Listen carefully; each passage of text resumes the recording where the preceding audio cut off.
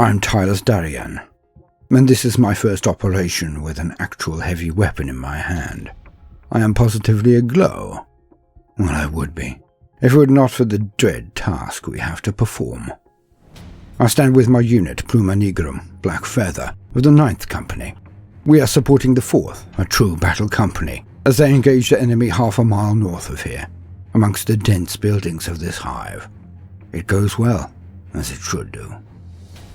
This world had been warned, had been told.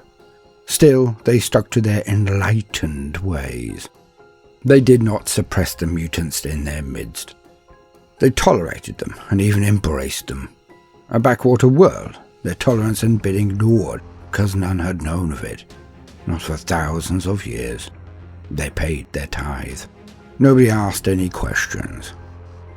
So progressive were they here on Simplicitas 3 that they had even allowed their beastmen and mutants to enlist.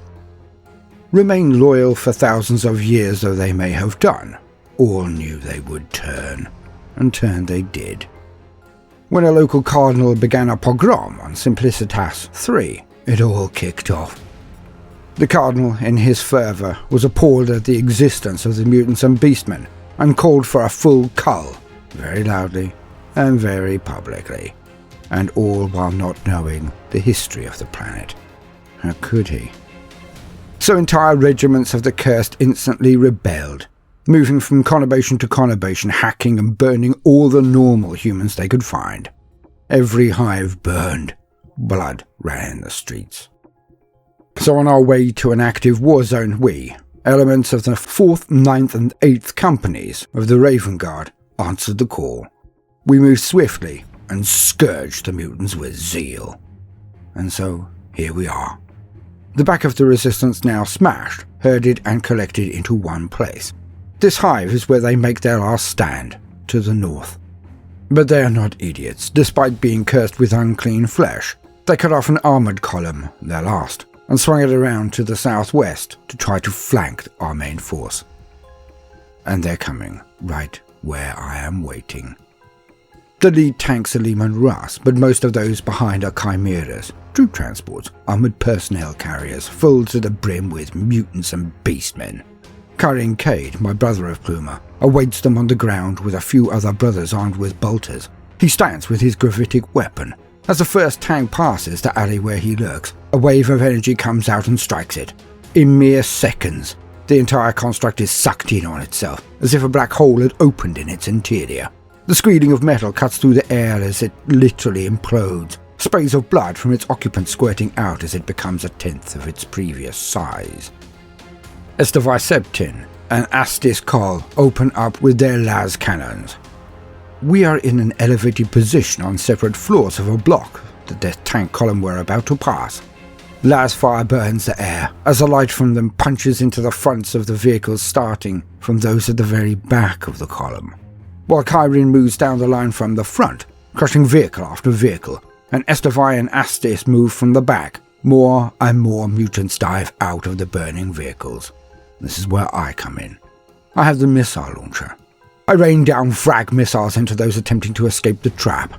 As my missiles land with pinpoint accuracy, they explode in the midst of the massed mutant ranks and tear them to pieces with flesh heads. Added to this are the shots of the bolters from the rest of the squad, finishing off those only crippled or maimed by the fragmentations. Within 2 minutes, we cease firing.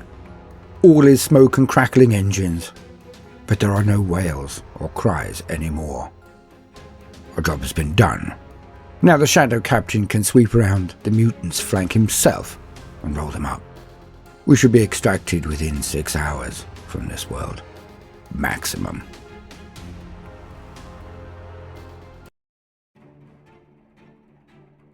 Welcome, gentle listener. I am Baldermort, and I wish to introduce you to the forces, factions, and units of the Warhammer 40k universe. Today, we shall continue our exploration of the roles and squads of the Adeptus Astartes, the Space Marines. We will explore Primaris units at a different time. Thus, we are taken to the Devastator squads. Please do bear in mind, gentle listener, that these entries are based on the progression shown in the Codex Astartes. Some chapters of Space Marines do not adhere to the Codex, but we shall deal with these exceptions, like the Blood Angels and the Space Wolves, in their own entries. So, our brave scout has shown guile, tenacity, endurance, and skill enough to become accepted as a Space Marine proper. He has been fitted with the Black Carapace, the subdermal armor that also acts as a direct interface with his power armor. And he has been gifted with a set of said power armor, and trained exactingly on its use and performance. When this has been accomplished, for it takes some time, the scout is then promoted from the 10th company to the 9th. They become a Devastator Marine. For the basics of the Devastator squad, let us lean on existing wisdom. To quote, Devastator squads. Devastators are heavily armed Space Marine squads, trained to assail the foe from great distances and with overwhelming firepower. As primarily long-range support units, Devastators provide their comrades with covering fire, whilst also engaging enemy vehicles and other armoured elements. Devastator squads best define an Adeptus Astartes strike force's reach, for they promise destruction with greater range than any of their battle brothers. Unlike most other Space Marine squads, they operate from a largely static footing, abandoning fixed positions only to advance, fall back, or occupy a position with more commanding arcs of fire. Upon promotion into a Devastator squad, a Space Marine is initially issued with the bolter and grenades with which he will grow ever more skilled throughout his service. His primary functions are to provide close fire support, call out targets, and generally act as backup for the more experienced battle brothers who carry the squad's heavy weapons. Only when the Space Marine has proven himself a steady and dependable warrior, able to hold a true aim and steady nerve in the black heart of battle, is he entrusted with a heavy weapon from the chapter's arsenal. Most Space Marine chapters equip their Devastators with a mixture of heavy weaponry, as favoured by the Codex Astartes. This allows even a single Devastator squad to deal with any emergent threats and excel at several battlefield roles by the simple expedient of splitting into anti-tank and anti-infantry combat squads. Even so, a few Space Marine chapters have refined the role of their Devastator squads, taking to the field solely with anti-tank or anti-infantry weaponry to suit a recurring foe or engagement type. The weapons wielded by Devastators are amongst the most potent man-portable firearms born into battle in the 41st millennium. Grav cannons are thrumming force generators, that with the added focus of a grav amp, harness the target's own mass and turn it into a crushing force that compacts tanks into scrap metal and flattens heavily armoured warriors like crushed ration tins.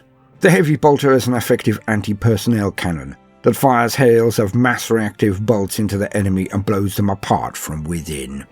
Missile launchers can fire flak warheads to shred massed infantry, or crack missiles to destroy armoured assets in savage blasts, while the las cannon fires a searing beam of directed laser energy that will burn through even the heaviest fighting vehicle or decapitate a Xenos monster in a single shot.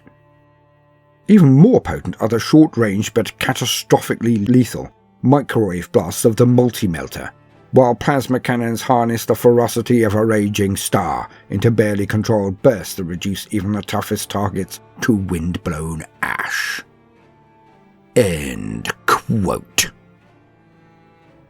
The blood of any young Marine is hot. The restraint that they have learnt as a scout is still not fully tempered, so the next placement is amongst the Devastator Marines. The feeling of invulnerability that is the natural byproduct of donning full power armour and having the black carapace must be controlled. In this way, they are trained in the use of all of the standard issue heavy weapons that are available to the Adeptus Astartes. More than this, as a spotter, it eases them into the responsibility and the difference in their new role. Where a scout is nimble and light-armoured, performing espionage, wet works, or stalking the sides or rear of a battle, the Devastator is one step closer to the heart of the storm. A Devastator, as we have heard, is usually a close fire support role, where the panoramic of the battlefield can be viewed more regularly than near any other role. Thus the Marine learns not only the import of his initial duty, spotting. It means he is exploring the battlefield at all moments. He is an active participant, but he is the closest thing to a voyeur that is possible in the grim darkness of the future. There the Marine learns instinctively by perpetually viewing and assessing the battlefield. Their subconscious mind will always be taking in the movements and activity of the tactical assault and other Marines, as they have a shufti around the battlefield. They learn the ebb and flow of a battle that is orchestrated by the Space Marines. Once they have been acclimatized, is the only way I can put it, and they know the target priorities, then and only then are they granted the use of a heavy weapon. This stage of the training is so important, as the young Marine moves closer and closer to the battlefield proper, for it is the discipline, tactical ability and experience that mark the Space Marine above his enemies or any other force in the Imperium, as much as it is their augmented post-human forms or their brutally efficient weaponry. The Marine learns from watching his more experienced brothers do. But also, the use of heavy weapons highlights on an instinctive level, much more potently than any lecture, exactly how vulnerable even a warrior in power armor may be. By wielding weapons that can reduce a Space Marine to a corpse, if not a smouldering or bubbling puddle of goo or ashes, the young Marine can witness the remaining vulnerability of anyone and anything to the right weapon applied at the right time. The entire process, the entire tenure as a Devastator Marine can do nothing but breed a respect of the dangers, but also the ballet, that is the battlefield, of the grim darkness of the future. I have been Baldermort, your faithful servant. I hope you have enjoyed this brief introduction to the Space Marine Devastator Squad. If so, then please do consider liking and subscribing. If you do, then please hit the notifications button, as I would not want you to miss out. Next time, we will be doing Assault Marines, and literally, I cannot wait. Now, no matter what you do today, do try to make some time for fun. Toodaloo.